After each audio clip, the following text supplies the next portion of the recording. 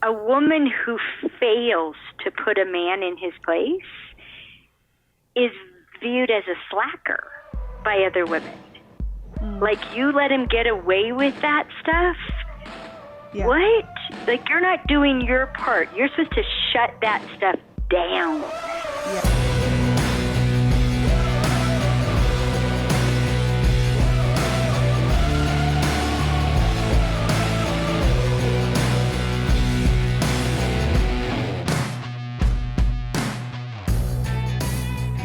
Welcome to the God, Money, and Sex podcast. My name is Raul Villacis, and I'm here with my co-host, Vivian Villacis. So today we have a very exciting show for you today. We're going to talk about God. We're going to talk about money. We're going to talk about sex. Yes. No surprise. I mean, that's the podcast, right? The God, Money, and Sex podcast. Yes, but today we have a special surprise because we have a special guest, and she is far more than amazing for me. I've read so many of her books that has been so life-changing. It's just given me a whole different insight of what, like, how to understand you and how to understand men. And she's not only an author, she's a relationship expert that has been doing this study since 1991. She's the creator of the PAX program. She has so many books I can't even begin. Keys to the Kingdom, which was life-changing for us. Making Sense of Men, The Amazing Development of Men, and so many more online courses that we've even been part of. A lot of this information is online. So before I introduce her to I'm just so let excited. The people know, so because here's one thing. There's very few people that I could attest to that changed the course of my life. Okay, there's a handful of people that I could attest to, and when I read the book, The Keys to the Kingdom, that made all the sense to me at that moment of what I was going through. Because if you guys have been following me for a while, I have the program called the Next Level Experience, where we walk and help men go through what we call the tunnel. High level entrepreneurs that are going through what we call the tunnel in their lives. Yes. Most people call it the midlife crisis. People call it like when men lose their purpose. But the reality is that they go into a tunnel. So when I was going through my tunnel, when I was going through the things that I was going through in my life, very few people could actually relate to what I was going through. So when I read this book, The Keys to the Kingdom, it put all the pieces together to finally understand, okay, one, I'm not crazy. It was so perfect, yes. I'm not crazy. Yes. Two, it's like, okay, there's, this is normal to go through this because it's a process. It's kind of like a journey. Yeah. And three, there is a light at the end of the tunnel. Yes. So what the book did for me was actually help me understand what I was going through, but most important, as a couple, as a married couple, for us to study it together, so you could understand what I was going through, and I could understand what you're going through.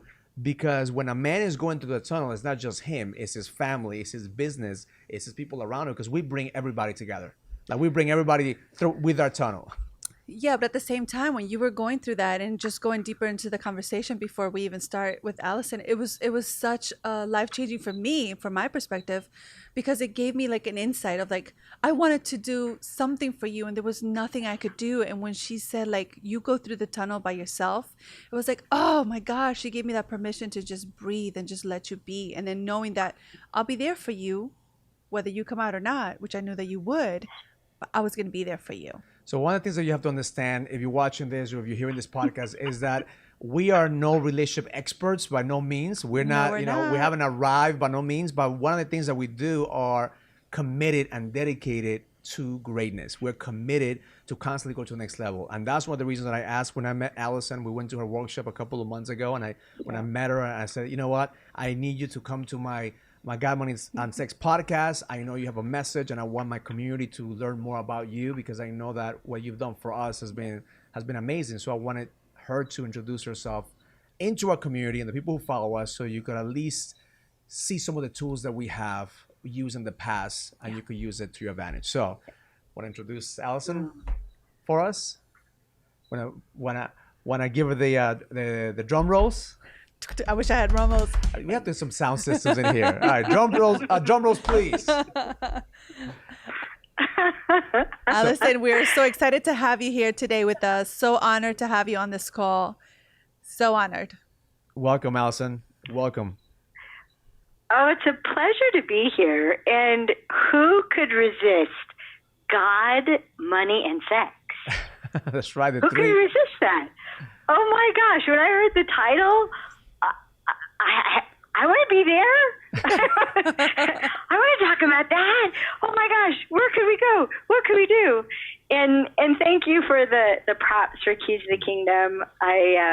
For people who don't know, it's one of my 2 works of fiction, and it's a story. It's a story about a woman whose husband is completely changed up on her, and he won't commit to anything anymore. And she's scared, and all her friends are getting divorces, and she thinks it's going to fall apart, and she doesn't understand how they got there, because, I mean, these are 2 people who've been together for more than 20 years, and it was just a way to get to teach people about the stages of development, which is one of the first things that I was able to articulate after I started studying men in 1991. And I love what you say about it, Raul. So many men have let me know that it let them know they weren't crazy. There's nothing wrong with them, right? And I think that's one of the most important things, right? A midlife crisis, it's a sacred time. It's not a terrible time, and men get so made fun of for it, right? Because it's not understood. So thank you, and thank you for what you did with it, that you created a vehicle for other men going through the tunnel and helping them to recenter, it is a word I would use, or to reconnect with who they really are and choose to honor who they really are, which I think is such a huge part of it. And so just thanks. I'm really glad to be here, and I love what you do. Awesome. And I did let my clients know, because I tell my clients every single one of them needs to pick up the book before they start coaching with me, because it makes it easier for me to actually relate to them the message of going to the tunnel. So I believe that going to the tunnel, like you said, is a sacred journey. And men have a tunnel, women have a tunnel. So could you give us a little bit of an insight, Alison, before we get started? Like, how did you get started? Like, what made you get into the subject of studying men? Because I think that's something that I thought it was very easy, to be honest with you. I think that's an easy subject, studying men. We have a couple of things in our mind, God, money, and sex. Yeah, I've literally had men tell me, when I've told them I've studied men since 1991, they've looked at me and said, "Are you slow?" Because we're simple, so why would you do something for so long?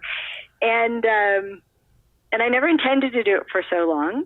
I never actually committed to doing it for so long. I started out of necessity and a kind of desperation, and then ended up fascinated. And it's been a joy for so many years. But my history of transformation goes back to very, very young. I did my first transformational program when I was 19 years old. And I was, February 1991, so I was 30 years old. And I was in a program, a new program they were offering at Landmark Education. And one of my friends who was sitting next to me asked the trainer, "Why is it that men are great in the beginning?" And after a few weeks or a few months, turned into, and she really did say this, sports watching, beer belching, pizza eating, couch slugs. Ouch. Jinx. Do you want to know that? Why are they so wonderful in the beginning, right? And they listen to you talk about your family and your pets, and they take you to romantic places, and then they turn into. And the trainer, his name is Herb Tanzer, he called her a frog farmer. And which, what? A frog farmer? And he said, some women turn frogs into princes. You, my dear, turn princes into frogs. That's funny. Yeah. So we blame the women. So we blame the women for our downfall. That's good. Well, what was awesome about it was that even with a decade of transformation, and I didn't just participate, right? It was my life. And even with that, I had not escaped the cultural, and I don't just mean American, it's pretty much first world, and it's even gotten into second world countries, but the first world view of men. That men are defective, that men are broken, that men misbehave, that men can't be trusted with anything precious or priceless. And this view of that the world would be a better place if it was run by women. And and I was born in 1960, and so I grew up in this crazy transitional time where the message that I was left with was that every woman has to have a man, but she doesn't need him.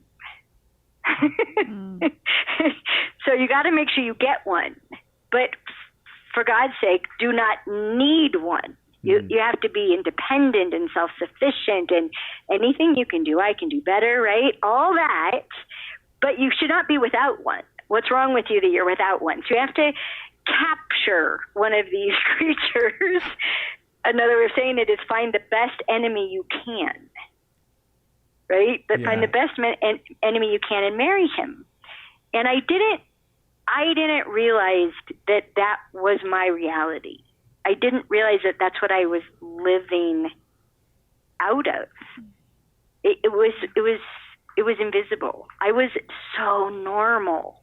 I was just a normal woman, and I treated men the way I saw every other woman treat men. And I didn't realize until that comment of turning princes into frogs that I actually believed that men were con artists, and that if I could provoke them enough and reveal the con before I got sucked in, before I fell in love with them, make sure that can I swear? Is it okay to swear? Yeah, of course. Okay, good. Well, make sure that the asshole came out, right? Before I fell in love with him and maybe married him, that I provoked him enough to see the real him. That was my strategy. That was my approach to relationships. But I didn't know it. I didn't know it. I just kind of prided myself on being really effective and not getting sucked into the charm, right? And when Herb said that to my friend Lisa, all of a sudden it just dawned on me that, yeah, I'm a frog farmer. I'm a really effective frog farmer. I had this vision of rows and rows of frogs with human heads and all my ex-boyfriends. And that what if instead of what I was doing where I thought I was like revealing the con, what if what I was doing was the equivalent of kicking a dog and then being surprised when it bit me, or when it ran away, or when it bit me and ran away? Like I didn't, it suddenly occurred to me, what if men are on the defense and I'm on the attack? And that's why I'm getting who I'm getting. Yeah. And that's a whole different perspective to see men from that side. Like, I think we see a lot of couples. Yeah, we see a lot of couples right now, especially when we were at the beginning of our relationship. It was always trying to be on the defensive side. Yeah. And looking at how much can we push the boundaries, and I'm trying to be a good boy, and you're trying to push me to see how. I think that's the feminine and the masculine, right? And the masculine. I think that's what we see here in the culture is women are little by little demasculating men, to the point that men are just getting tired, saying, okay, you know what, I'm gonna just be single. I'm gonna, go date and swipe right and swipe left is easier than stay in a committed relationship. Yes. And then also what I see with women, Alison, I don't know if you could agree to this, is like we are so into this community idea that we emasculate men so much that we don't even know what we're doing, when we're doing it. We're just doing it unconsciously. Yes. It's not something that we're even aware that we're doing it nowadays. It's just like it becomes a norm. And that hurts, to think that we're doing that. So what are some of the signs? So much so the norm, and this might be a surprise to Raul, but you'll see it, I'm sure, Vivian, that a woman who fails to put a man in his place is viewed as a slacker by other women. Like, you let him get away with that stuff? Yeah. What? Like, you're not doing your part. You're supposed to shut that stuff down. Yes. Because Everybody knows women that- love to be in control. Yeah. Everybody Because knows women that- love to be in control. Yeah. Well, and this idea that testosterone is dangerous, right? And that testosterone is the source of all ills, and we got to make sure to just keep you. Our culture really has this attitude, Raul, that men should just be like given enough power to be handy. Just be handy. Don't be powerful.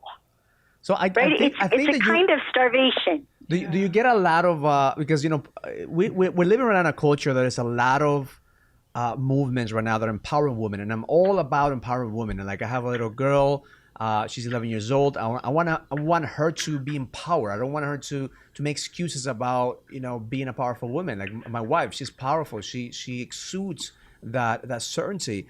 But I'm also guessing, like, based on your work, do you get a lot of heat from women saying, like, what are you talking about, Alison? Like, I want to be in control as a woman. I want to, like, it's not my problem. It's my man's problem. It's not, I'm not demasculating my man. I'm just trying to be a powerful woman, a woman who's empowered.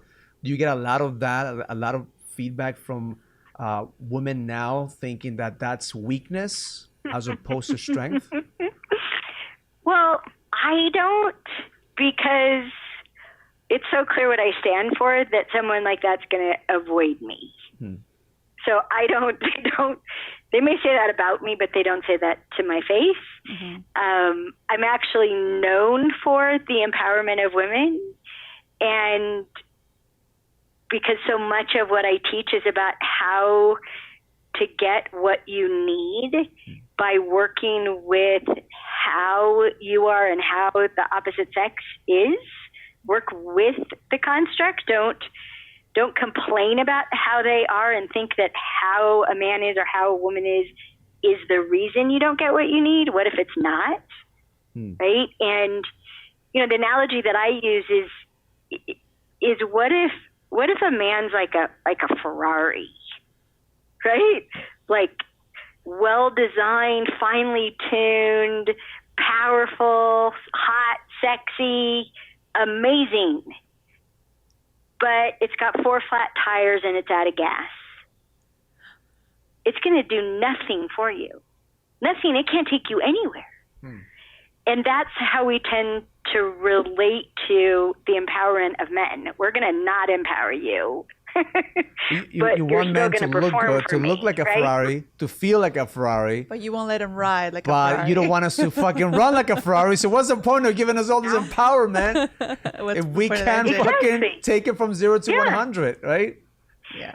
And then there's something else that you brought up that could help people a lot is when women talk about control. I don't want to be out of control. It goes to a conversation of partnership, which is what happens when we're in this response to needing to control everything. We have this compulsion, and it's instinctive, to control both the result, what the result is, and how the result is produced. And that's where we disempower men. We also disempower ourselves, by the way. Everything women do to men, they do to themselves, and they do to other women. So the diminishing, we call it diminishing the ability to produce results. That's how we define emasculation. Women emasculate men, women, and themselves. But what happens is, what if in partnership, the idea really, which is what you guys experience at the Dancer Partnership, is that the person who needs something is the person who is defining the what. That what they're controlling is the outcome, is the result, because it's what they need. But what there is to not control, which is where empowerment shows up, is that the person who's giving it to you, they control the how. So I've asked women now for 20 some odd years, is it enough to control the result? If you're getting everything you need, is that enough control for you? And can you let the person who's giving it to you give it to you in the way that works for them? Yeah. That empowers them, that plays to their strengths. We try to make plans for other people. It's one of the most disrespectful things you can ever do is tell someone else how to do something. Yeah, I think that's the miscommunication that I think that at this level of the game, as a married couple, we trust each other enough to just communicate what we want and let the other person deliver based on what we ask. But it wasn't always that way. It's like, I want this, but here's how I want you to do it. And if I don't do it in a certain way, then I'm disappointed. Then the pain comes. I'm very disappointed because I was not thinking you were going to do that. And that was one of the biggest insights that we had, Alison, when we were at the event from the Dance of Partnership, the elements of partnership, which one of them was just, accepting, not having like this huge expectations and having this clear communication of what I would like to receive from you. And not having like this expectation if you didn't give it to me the way that I wanted it, then I would be like in this mad or disappointed scenario. and that's really huge. That you're misbehaving on purpose. You intentionally withheld what I wanted, exactly what I wanted, just to drive me crazy. Yes. It'd be cool. It would be cool if women would tell us what they want, and they'll be happy with just getting what they want. But no, sometimes. My experience has been that women don't even know what they want, because once they receive what they want, they're still not happy. It's like, oh, I changed my mind. That's not what I wanted. So that drives us men crazy, because like, shit, I'm giving you what you want, woman. Like, what else can I do? So let's create a couple of questions for you, because we have a couple of questions for some of the guys that I know. So I'm putting together the first leadership event is next week, that I'm inviting my clients' wives to come over.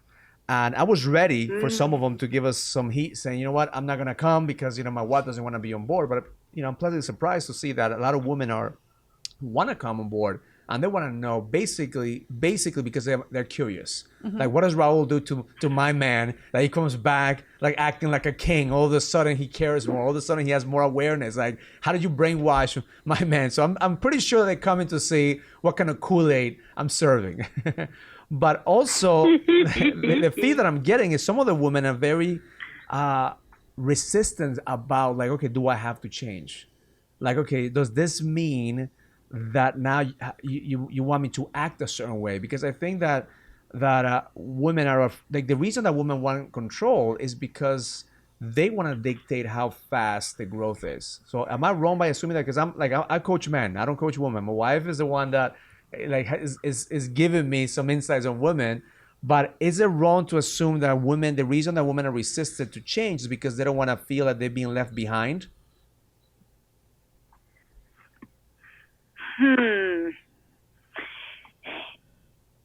Left behind would be one way to put it.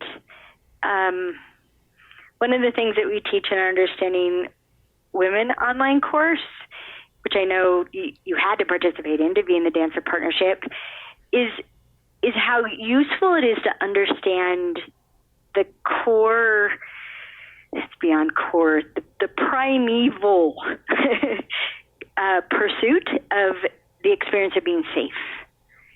And that one of the things that's least understood about human beings is that how we experience safety depends on what you could call our operating state or our mental state, if you want to. And the difference between when we're in a hunting mood, which means we're committed to a particular result or destination, that when we're in hunting mode, men or women, the experience of safety comes from being productive. That if you have been productive, you're being productive, you anticipate being productive, there's this sense of, there's a calmness, there's a confidence, there's even a kind of consciousness and awareness that is the beginning of getting the best from the best version of anybody. Begins with the experience of safety. And in hunting mode, it comes from being productive for both men and women. And the access to being productive, how it occurs to a human being, the access to being productive is to be trusted and respected. If, like, as a man, you're not trusted and respected, you don't ever get to go after the big game, right? You're stuck with bunnies and baby deer. You don't get to go after the woolly mammoth, because that only happens from a team, and that only happens because you're trusted and respected.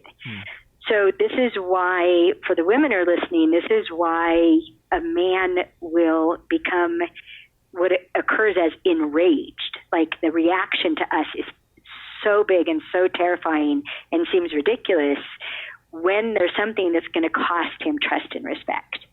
And it's logical. It makes sense if you unwind it.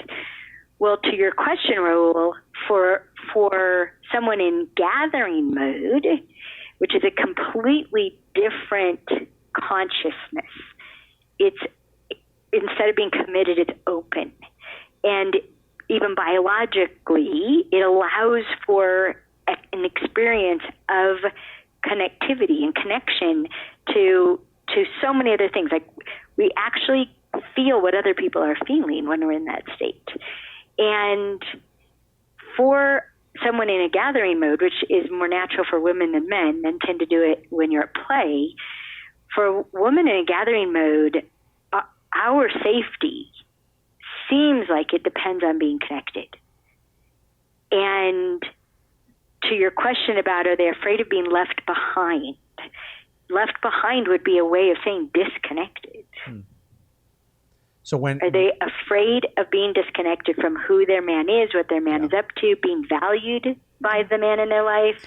It's terrifying. Yeah, and I and think it's why, by the way, you started with the tunnel. When a man is going through the tunnel, he has to disconnect from everyone. It's part of the process. He doesn't do it on purpose. And that's why a man in a midlife crisis is terrifying to the woman in his life. Yeah, because when they're in that tunnel, then we have no real connection with them, right? Because at that moment, like, you just want to be left alone. Because it's not available. Yeah, they're not even want to be left alone.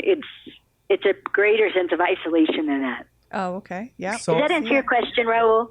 Yeah, it makes total sense, because when I believe when a man is going through a tunnel, he's going through the rite of passage, right? And the rite of passage is a journey that he could only him, nobody else could help him. So I think that when women try to help their man and have you, babe, or keep going, is kind of more of like, leave me the fuck alone. I don't know what's wrong with me. I just need to figure this shit out. And women take it personal, and they feel like it's them, is not their partner. So now that we are gathering all this information, and I want to bring them together, so the intention is for the woman to understand that it's not them. Like, when a man is going through the tunnel, he's gonna go through the tunnel regardless. That's the rite of passage. That's what he has to go through. As a man, that's the journey. That's the journey to become what I call the king, from going from the warrior mentality to the king, and he has to go through that journey. And now what I'm seeing, and some of the feedback, I'll give you another question, is, so what happens when a man goes to the tunnel and is actually seeing the light at the end of the tunnel? Now he's more available emotionally.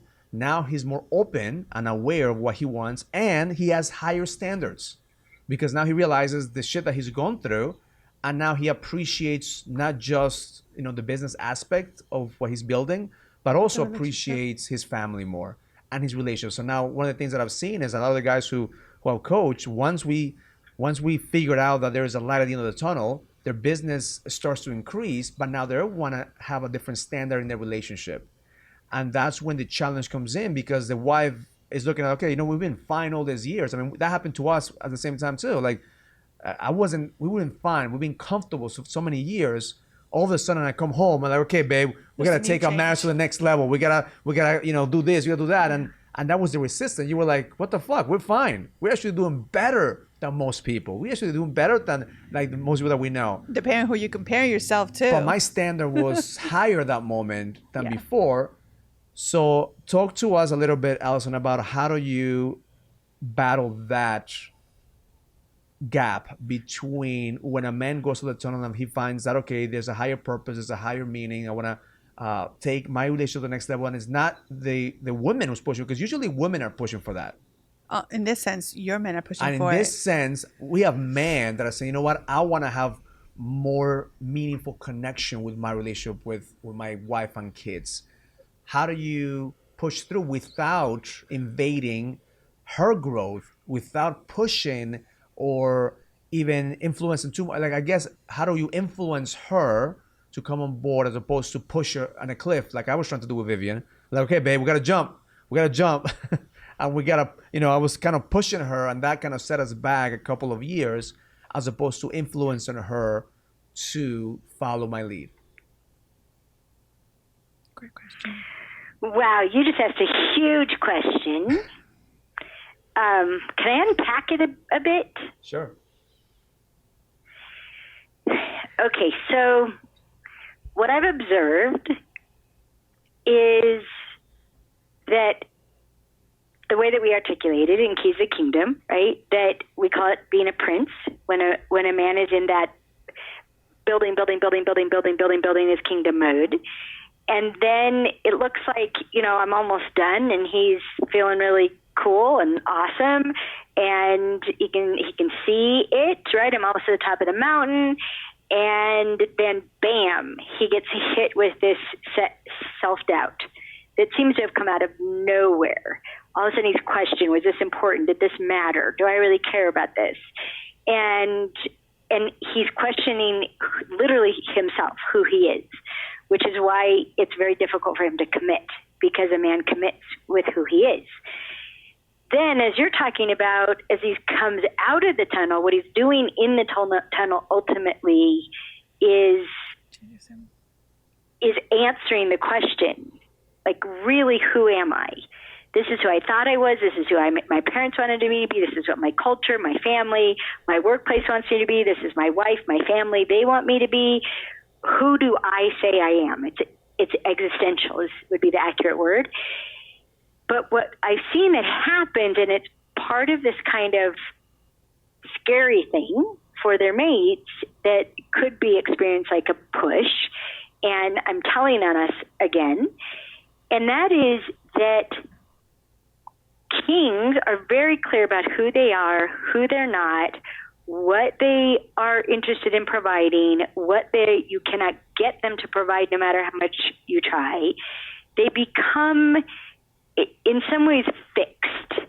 And I don't mean fixed like never growing, because I watch my husband grow like crazy, but there's this clarity about who you are, and there's this new standard of integrity, which the way that we talk about men, it's from the inside out. So a man's definition of success is when his external world is an expression of his internal self. So when he sees who he is, really how he's defined himself manifested in his relationship, his family, his workplace, his community, that is congruency. That's fulfillment. Does that fit for you, Raul? Yep, absolutely. That's true. Absolutely so true. Beautifully Yeah. said, So when your values are now represented in the world, who you are on the inside is now existing on the outside. Now, one of the things that's really disruptive for women is that before that place where that becomes such a strong need for it to be that way, when men are princes, you're much more adaptable. There's so much more that you'll accommodate, you'll put up with, you'll deal with, you'll succumb to, you'll, as we call in our partnership work, you'll collapse your space to it. You're so much more easy to manipulate. We can get you to do so many things when you're not clear about who you are. Yes. Because your instincts to protect, your instincts to provide, your compulsion to make us happy, right? To preserve whatever it is that you're building, don't lose it at any cost. Like, that is so strong, and it's part of what has men endure really, you could say, disempowering or unacceptable conditions in their relationships, in their family, in their workplace, when they're prince. But when you come out a king, you just can't do it anymore. You can't betray yourself at that level of clarity about who yourself is. You can't. It's not, the cost is too high and too present and obvious. There's an unwillingness, and it's an awesome thing, but it's terrifying if you're a woman who's used to getting your way with your husband.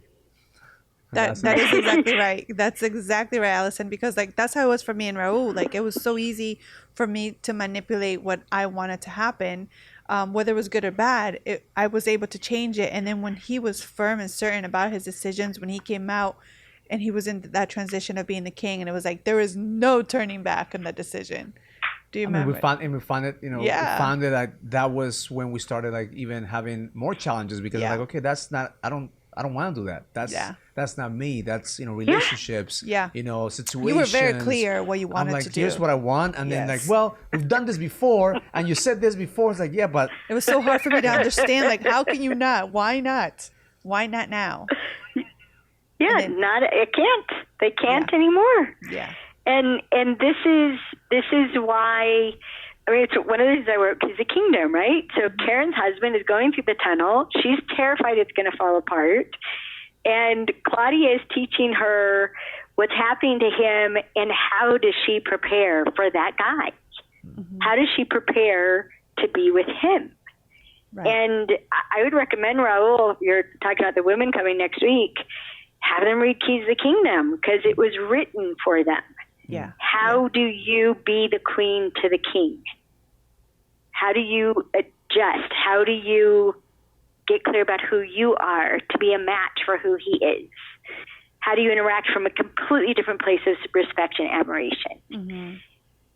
It's hard for us because, and Vivian, you know this from being in our courses, we don't realize how much we judge men according to what a perfect woman would have done. And if you don't do what the perfect woman would have done, then you're broken, then you're defective, then you're misbehaving. And because we see men that way, we find it nearly impossible to admire men. The men that we admire are the best women we know. Yes. And it's because our standards are whacked. We don't know what a man is supposed to be in order to recognize greatness man style. Mm-hmm. And so much of what I've been teaching since 1991 is to be able to see, to appreciate, to understand the greatness of a man.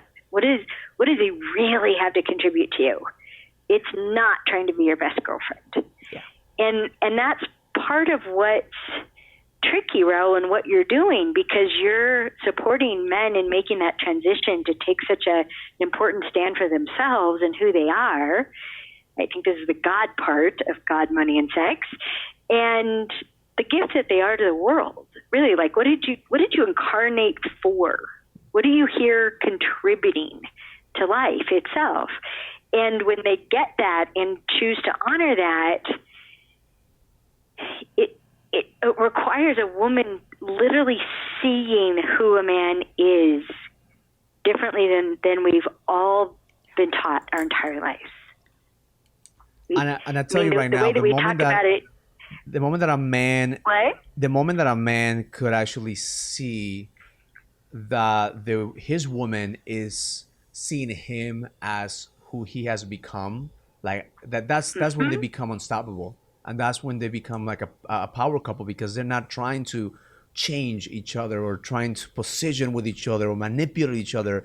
That's the moment, and that's what juices me up when the work that I do with the guys, because I know that the first step is for them to go through that tunnel. Like the second step is the wives eventually will come on board as long as they see the consistency, as long as they see the roots, the results, and the work. And it's not gonna be easy. I mean, it's never easy. Nothing that's worthwhile is ever easy. But a lot of men, what I think we feel is like, if my woman will change, then I could change. And not just men overall. I think in couples and overall is, as long as my partner changes, if my partner is a certain way, then I could be that certain way. Mm-hmm. What I teach is, no, you that first. You go through that tunnel first. And then once you go through that tunnel, then you have to deal with a lot more shit that comes on board.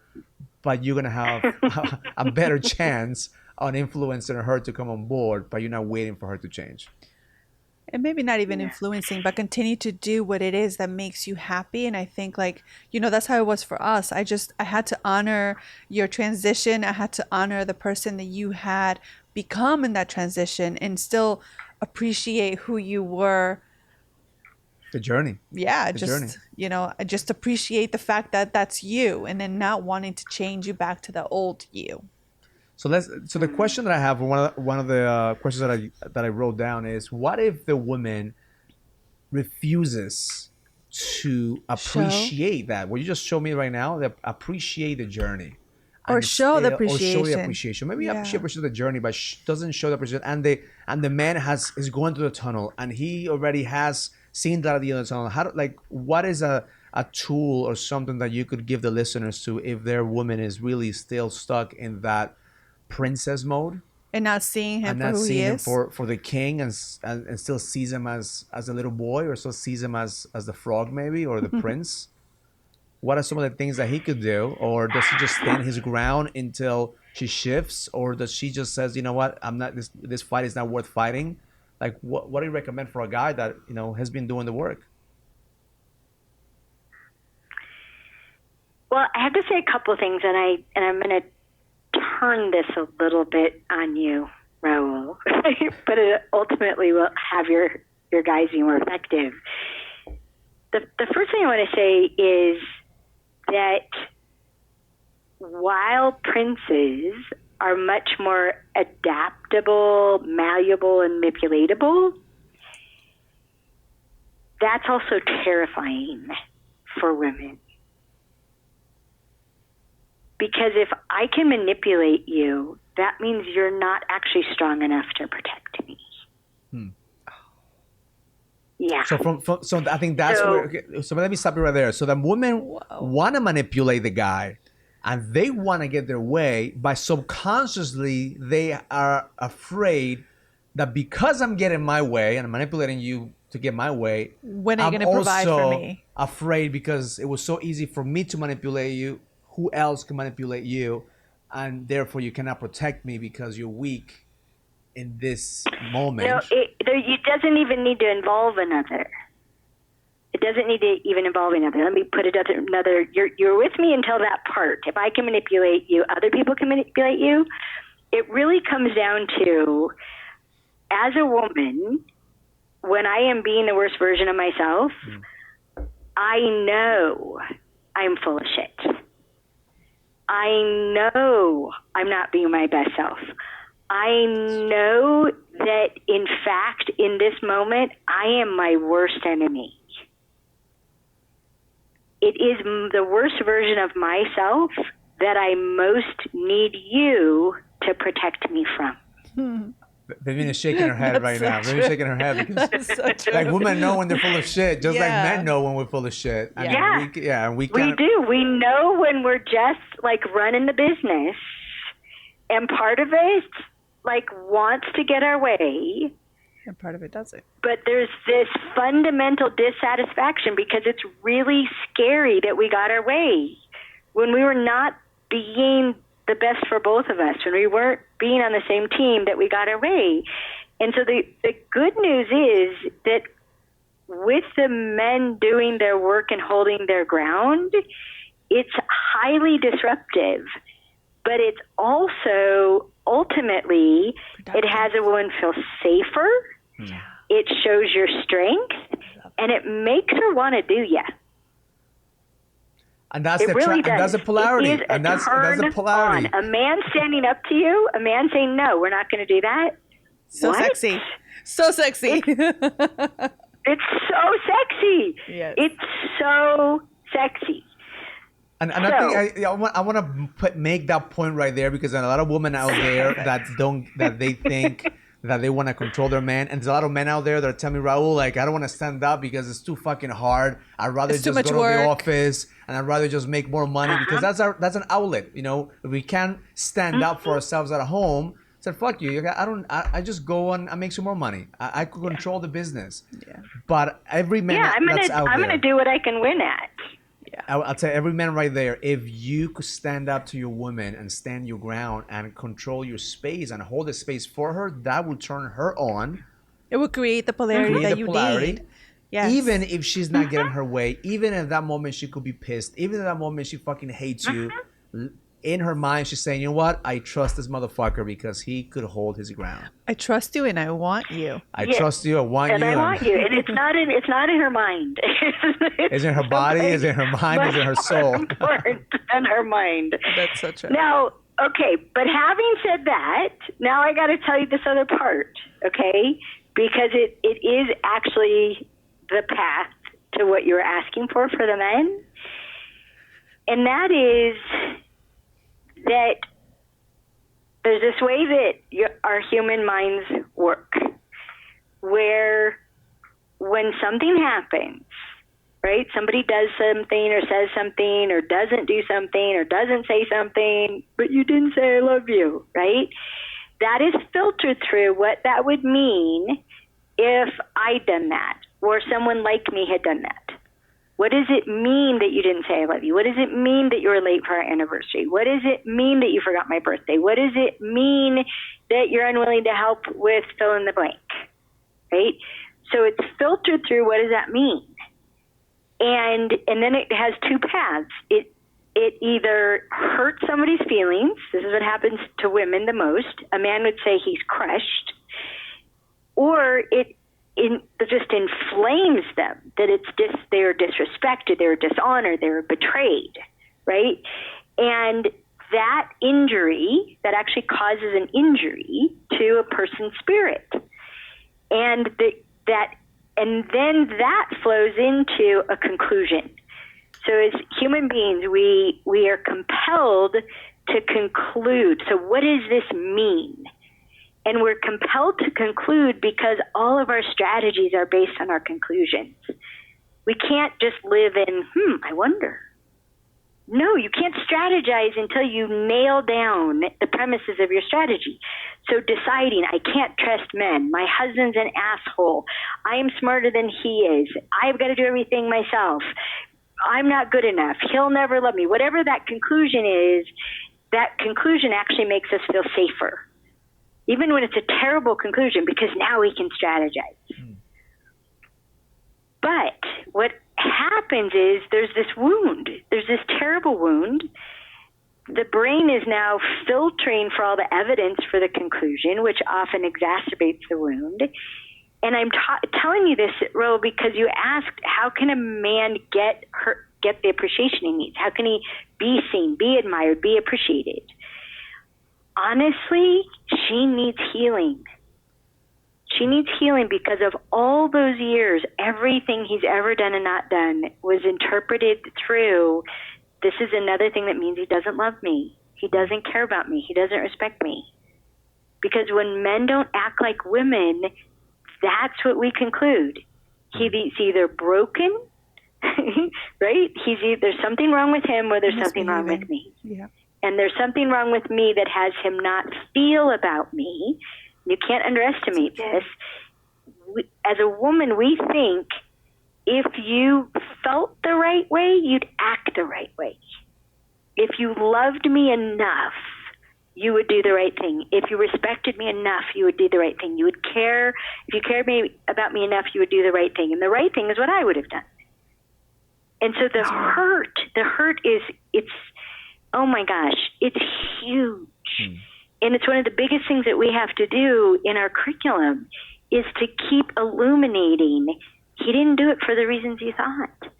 So the hurt that you felt and the conclusion that you made about yourself, it's all false. And I'm so sorry. And so letting those wounds be healed and disappear and disappear and disappear until a woman can actually see a man do something for the real reasons that he's doing it. Have you seen the movie The Book Club? No. No, we haven't. Okay, so this is a little tiny spoiler. So there's this one couple, and what he does on a special occasion hurts her. It's devastating to her. It's devastating to her. It means he doesn't want to hear her. He doesn't want to know her. He doesn't want to include her. How could he give her this gift? She's devastated by it. Later on in the movie, it happened so fast. I wanted the whole thing to stop and everybody to pay attention. Towards the end of the movie, he says why he did it. Oh. And why he gave her what he gave her was the opposite. It was the opposite of what she thought. He was honoring her while wanting to be near her. Right? Like, God forbid I'm the kind of man who wants to fall asleep next to his wife. Right?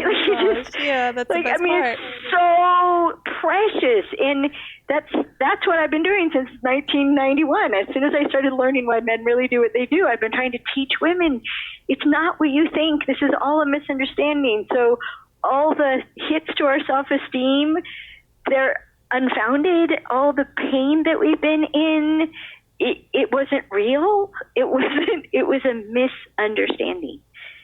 But that's what your guys are dealing with, is the history of hurt feelings that the women have, that until they're healed, until they're acknowledged, they can't appreciate and admire them.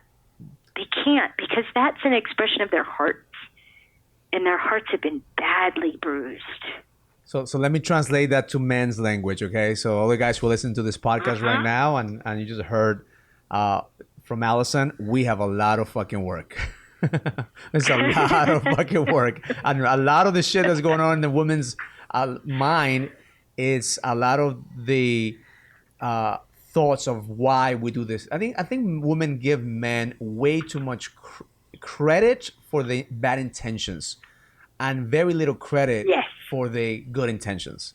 And you automatically assuming that we are intentionally trying to hurt you. So like, for all the men out there that are struggling in relationships, I feel you, man. I feel you. I think that is the biggest challenge that we have in life. Business is very easy. Like when I talk to my guys and we could kind of create the mastermind for business, that's a no-brainer. Now we could talk about it all night long. When it comes to relationship, that's the hard push. That's what drains sometimes our energy, because we really don't have all the tools. We don't know everything. But what I'm hearing right now, and the gift that you've given us, Alison, is realizing that is a journey. It's a journey, and it's healing, is holding the space, is standing up, is communicating, and that is what men need to stand for. Are you willing to fight for your women just as you're willing to fight for your business? But if you're not willing to fight for your business, then most likely you're not willing to fight for your women, and that's the reason that you will eventually be manipulated by both the marketplace and by your women. And women, if you want a man that really wants to fight for you, just give him the benefit of the doubt that he's not. Allow him just to be him. And I think, you know what, Alison, it's so beautiful how you put it. Like, there's so much healing that needs to happen inside of us. There's so much love that needs, self-care that needs to happen in order for us to be able to see men for who they truly are. And I love something that Alison says too, is like, you got to get curious about the other person. You know, see them for who they truly are. And that's really what I do with you all the time. I'm like, I'm curious, who are you today? Who can I love today? Who is this person that I'm going to love? Who's this person that's in front of me that I get to love? And it doesn't start just with you, it starts with me. Well, I think we all are mirrors. We all are reflecting on each other. Like, we're growing, we're constantly looking for growth. We're constantly looking to go to the next level. I think that's and there's a conversation also that we could have for hours. Yes. So I want to respect your time. I also want to let my listeners know that we will have a second interview with Alison soon, just in case. But there's a couple of things that we point out. Vivian, you want to go through some of the points that we talked about today, so that way they'll have a little review. Well, I just want to let all our listeners know that all this information that Alison has, like, she has so much information. A lot of the courses that are available online now, which is beautiful. amazing. You don't have to even go to a seminar. Yes, you don't have to go anywhere. Go to the website and download the courses. Understandingmen.com. A lot of the information is found there. There's so many courses, so much information. I mean, this conversation could go on for hours, like Raul said, but it's just been such a pleasure just listening to you, Alison. Like, I could just sit here and listen the whole time. It's just so insightful and so beautiful to know, to get into like this different awareness of how we can love, how can we communicate to each other. Beautiful. Alison, is there anything else that you want to give the listeners, some last words of insights and and contribution? Well, since most of you, this is mostly men, right? Yeah. Your gang. Well, a bit of hope. I would offer a bit of hope. Our course, Understanding Women, actually demystifies in some ways. Why do women do what they do when they do it? And how can you tell when she's in hunting mode? And how can you tell when she's in gathering mode? And how do you heal her when literally save her from what she's experienced, from the way her own mind works, and save yourself too from the rage monster. And it doesn't have to be hard. Once you can get past that, it's not entirely logical, because as you've seen, Raul, men trying to use the swords of truth and logic in battling a raging woman just has him burnt to a crisp. But there are things that work better, and there's just a lot of hope to be had. And one of the things that I've seen over and over again is how much it means to us that the other wants to understand. So men are so moved by women wanting to understand them, and women are equally moved by and affected by that a man would want to understand her. And so if you're having trouble bridging the growth that you're pursuing with her and how she's relating to it and staying connected to her, reaching out to understand what it's like to be her can be enormously effective. It's beautiful. It's beautiful. I think that's the first step of solving a problem, is acknowledging that there is a problem to be solved. And I think that as men, we're problem solvers. So give us a problem and we will try to fix it. But women are not something that you can fix. We're finding out now, and we've known all along that you guys are not here to be fixed. You're here to be loved and appreciated and worshiped like the goddesses that you guys are. And that, man, is how you get laid every day. And that was the sex part. That was a tip right there for the sex part. Yeah, just throw that in there. Besides, set a boundary and turn her on. Works every time. That's awesome. Thank you, Alison. Well, I appreciate you being here. It's great to be with you all. I look forward to our next time. And if you're watching this, just follow us on Facebook, follow us on Instagram, follow us in YouTube, follow us anywhere except for our bedroom. That's where we keep it private. Thank you for being with us. Next, learn it, live it, experience it. Love life.